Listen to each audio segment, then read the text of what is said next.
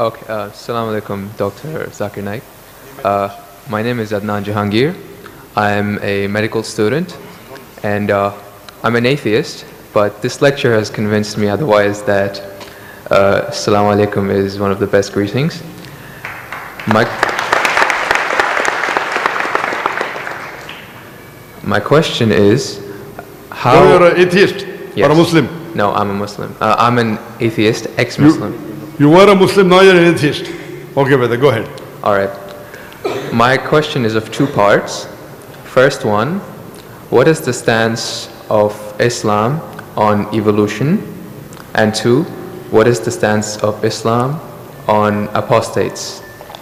The first one, it's how does Islam deal with evolution when as I'm a medical student, my professors, when they show me the skulls of how humans have evolved throughout millions of years, from Homo habilis to Homo erectus to us Homo sapiens, and when they show proof of how evolution has taken place over the years, how do you disprove that when it is fact? It is not theory or it is not a hypothesis anymore.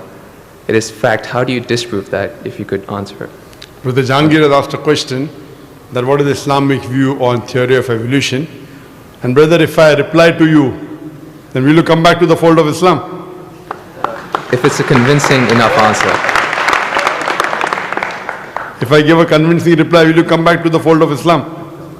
Inshallah. Inshallah. Good. Brother Jahangir has asked a question. He said you are the Muslim and now he's an atheist. And he asked, what is the view of the theory of evolution? For complete, you can refer to my talk on Quran and modern science, which covers in the question and answer session theory of evolution. As far as the question on theory of evolution is come, there is no book so far that I have read which talks about fact of evolution. Theory of evolution means the theory. And when we talk about theory of evolution, we start thinking of Charles Darwin. He wrote a book called The Origin of Species. And in that book, he says that he went on a ship by the name of HMS Beagle, and he went on an island by the name of Calotropis, and there he saw birds pecking in niches. Now, depending upon the niches, the holes they pecked, the beak became short and long. Based on this observation, he propounded his theory of evolution. He propounded natural selection. And Charles Darwin, he wrote a letter to his friend Thomas Thompson in the 19th century, and he said that I do not have proof as far as my theory of evolution is concerned. There are missing links. But because it helps me in rudimentary organ, it helps me in classification, I have propounded this theory.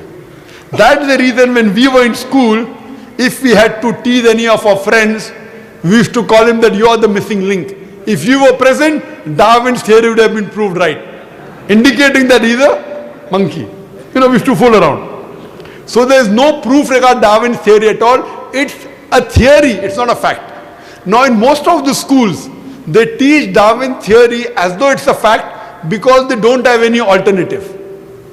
Because of that. But no scientist at all can say for sure. Yes, there are many scientists who support Darwin's theory.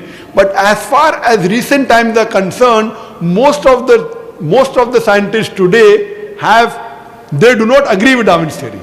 As far as you talked about the 4 waves of hominoids.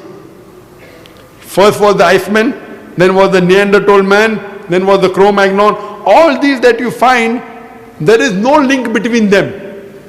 There is no link whatsoever. According to P.P. Grassi, who held the chair of the evolutionary studies in Paris Sorbonne University, he said, it is letting your imagination run too wild to assume, based on few studies on the vestiges, on the skeletons, to think that we have been created from ape. There is no link at all among all these 4. So Darwin propounded. Now many things of Darwin is correct. For example, life was created from water. That Quran also says in Surah Anbiya chapter number 21 verse number 30. The Quran says, وَجَعَلْنَا مِنَ الْمَاءِ كُلَّ شَيْءٍ أَفَلَا يُؤْمِنُونَ. We have created everything from water. Every living thing from water. Will you not then believe? So this is correct. So many things of Darwin is correct. But as a whole, everything is not true. That we have been evolved for apes, there's not at all. If there was evolution today, we should be having some people who are in between monkeys and human beings. We don't find that in any museum. Brother Jangir, if it's true that species have been evolving, today we should find some species at least which are in between the human beings and the men. I would request the audio technician to increase the volume a bit. The audio technician, wherever he is, can you increase the gain please? Jazakallah. Jazakallah shukran. That will have less strain on my vocal cords. So all these today, even according to molecular biology, according to the specialists of molecular biology, they say it is absurd to think that our DNA of the human beings have been evolved from ape. It's not possible at all. There are many books written against Darwin's theory. Now just because today, because there is no substantial fact, that's the reason in school yet you teach about Darwin's theory. But if you read the latest researches, most of the scholars today do not believe in Darwin's theory as a whole to be correct. No scientist today yet believes. Very few, there may be few.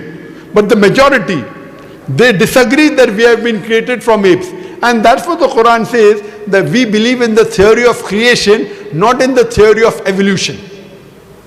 The theory of creation, not the theory of evolution. Or rather, I should say the fact of creation. Hope that answers the question, brother. No.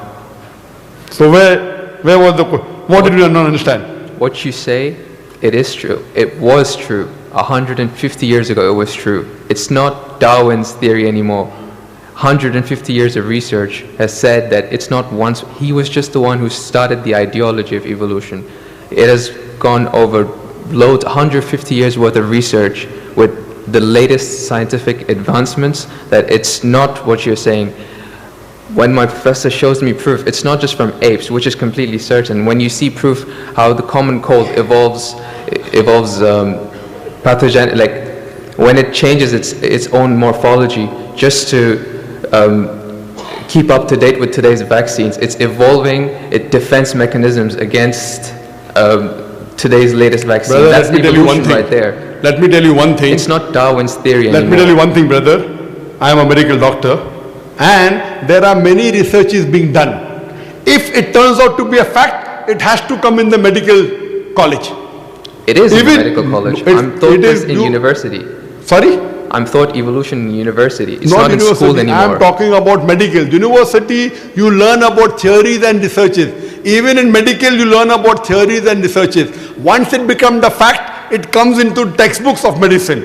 I don't know of any textbook of medicine in any college in the world which says that we have been evolved. It is all these are theories, and I know the research is being done. Even Darwin's theory never came in the medical textbook. And even what you're talking about, I know there are new and new researches being coming on. But none of them yet has proved it to be a fact of evolution. The statement by itself, theory of evolution, means it's a theory. So by English language itself, you don't have to be a researcher. When you say theory, it's a theory. When the theory becomes a fact, it changes, that thing changes into a fact. So by the basic you saying theory of evolution, it means it's an hypothesis. No. It is not yet a thought. It's not yet a fact. There's a difference between hypothesis and theory. A theory is something in science that has the highest honor. When something gains the word theory, it's fact. The theory, in theoretical terms, it's the theory of gravity, but we don't say it, we just say it fact. Same way we say the fact of gravity. Sorry, what did you say? Theory of what? Gravity. If you say it in theoretical terms, but it's no theory of gravity. It's a law of gravity. I'm sorry. I'm sorry. It's the law of evolution. I'm sorry. Your knowledge of science is very weak. It is Boyle's law. It is not Boyle's theory. It is Archimedes' principles. It's not Archimedes' theory. Whatever's theory, when it becomes a fact, it changes into law. I'm sorry, your knowledge is so weak, and I wouldn't like to continue. Your knowledge is so weak. My question, I'm not here to teach 2 + 2 = 4 in the audience. In the question and answer session, you ask a question, I give the answer. If you like it, you keep it. If you don't like it, you throw it. Okay, just the thing is that if your knowledge is so weak, you're saying theory is the highest thing in science. I'm sorry, you're absurd. I'm a medical doctor. Theory is the highest thing in science. I'm very sorry, brother. If someone I'm Jangir, brother. I'm very sorry. Theory is never the highest thing in science. If you think just because they're going to a university, they're coming to fool the people here, I'm not. I'm totally sorry. Theory, if it becomes a fact, and if the theory becomes a law, it may reach a high standard. But theory by itself, it's a theory, it's a hypothesis. Once it gets converted, it becomes a law, it becomes a fact. Newton's law, it becomes a fact, it becomes a law. I'm sorry to say that by itself, calling it a theory means it is not yet an established fact. The heart pumps blood. Is it a theory or is it a fact? It's a fact. No, Because the proof. theory of heart pumping blood. Theory of heart pumping blood now. Now if I'm going to teach you English language here, I feel you are wasting the time of the people. Surely, if you can't understand simple English, that what is the difference between a theory, that theory is the highest thing in science, then I'm sorry, you'll have to go back and learn science.